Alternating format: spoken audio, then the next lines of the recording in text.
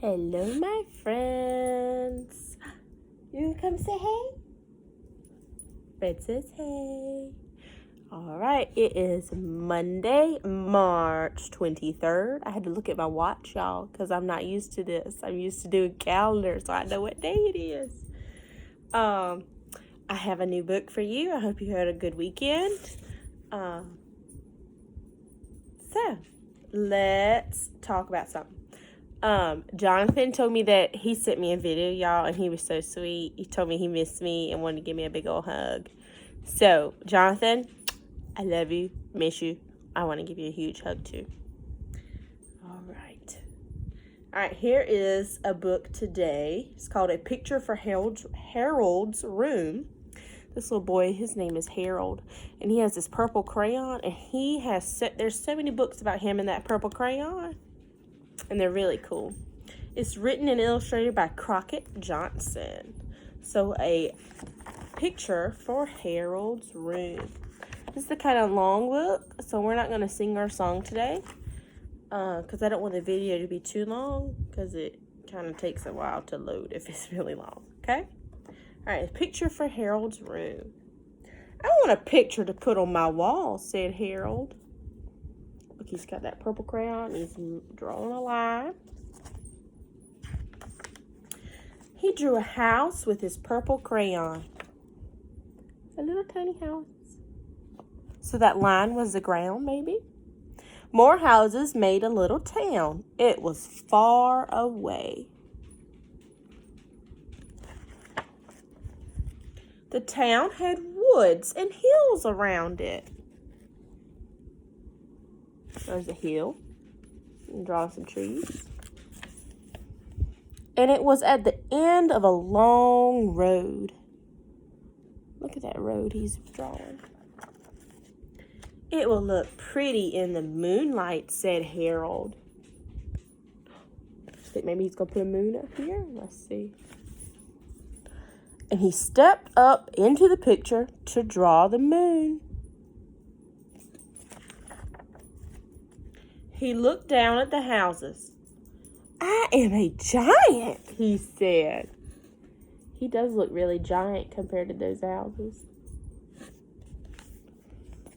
But a giant would scare all the people in the town. I don't want to scare them. It is good no one woke up and saw me, said Harold.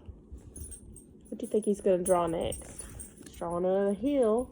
I don't know what he's going to draw. He walked over the hills. How big I am, he said. Those just like bumps in the ground. But they're hills. Hills are big. Harold's head was above the clouds. He's really tall. With a few steps, he came to the end of the land. What's at the end of the land? We come to the end of the land. And at the end of any land, there is water. So he's drawing some water. It is the sea, said Harold. There are seagulls. So he drew some little birds. Harold was big enough to walk through the sea. So look, half of him is underwater. What's he going to draw next? A great big ship went by. It was an ocean liner. Ocean liners are really big. A big whale came up in the waves, spouting water. Look at the little whale. Shooting water up. And just ahead of Harold was an old sailing ship. Kind of looks like a sailboat. He easily caught up with it and passed it. Walked by it. The sea ended against a steep hill. Steep means it was tall. Harold needed some rocks to step on, so he drew some rocks for him to step on. He climbed out of the sea and onto the hill. Then he saw that the ship was too near the rocks. Uh-oh, it's going to crash. It's going to crash. He put up a lighthouse to show the sailors. So a lighthouse has a light that spins, and so it shines and lets the sailors know that there's land right there. They need to go steer away from it. And he went on his way over high mountains. My little baby, he's spoiled, y'all. He's jealous. Harold was taller than the highest mountain. Wow, he's really tall if he's taller than a mountain. I am higher than anything, he said. Wonder what he's going to draw next. Then suddenly, he thought of airplanes. He's going to draw an airplane. Harold ducked his head just in time. He about got hit in the head by an airplane. It was a big jet plane flying very fast. You ever seen one of those? It flies really fast. So I'm going over to school while we were at recess before. There might have been a bad accident.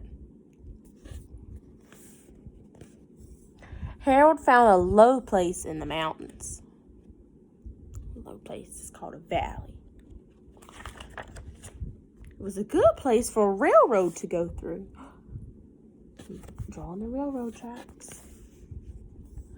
It came out onto a long, flat field. Harold put some birds and flowers near the tracks. Oh, that's pretty. People like to see things from trains, he said. He went on drawing tracks and birds and flowers.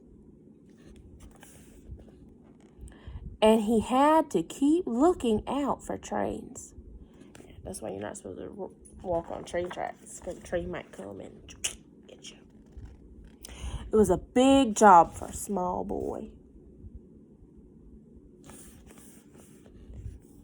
And all of a sudden, he saw how small he had become. Look how big that flower is compared to him now. So at first, he was giant. Now he's small. He was half the size of a daisy. Well, he's teeny-tiny, like a bug. He was smaller than a bird. How would he get home? Maybe he'll fly on the bird. He could not wade home through the ocean. He could not climb those high mountains. He's thinking. Just then he fell into a mouse hole. Uh-oh. Excuse me, he said to the mouse. He's very polite. Then Harold sat down on a pebble to think.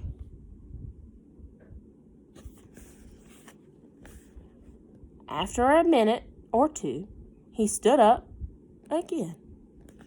I wonder how he's going to get home. I'm worried about Harold. This is only a picture, he said. Uh-oh, what'd he do? He X'd it out. And he took his crayon and he crossed it out. That's not good. You shouldn't cross your pictures out. It messes them up. I am not big or little. I am my usual size. So he was just pretending. But how could he be sure about that? At home, he was always his usual size. What's he drawing there? What's that round thing? So he drew the door of his room. If you guessed it was a door, you were right. He's standing on a doorknob. I don't recommend doing that. There was a long mirror on the back of the door. Remember those long mirrors we have in the classroom? What's he drawing? You stand in front of a mirror, what do you see? You see your reflection. Maybe he's drawing his reflection. Yes, said Harold. I am my usual size. He drew his reflection. He was glad to be back in his room. He was tired. After a big adventure like that, I'd be tired too. But he had no picture to hang on his wall.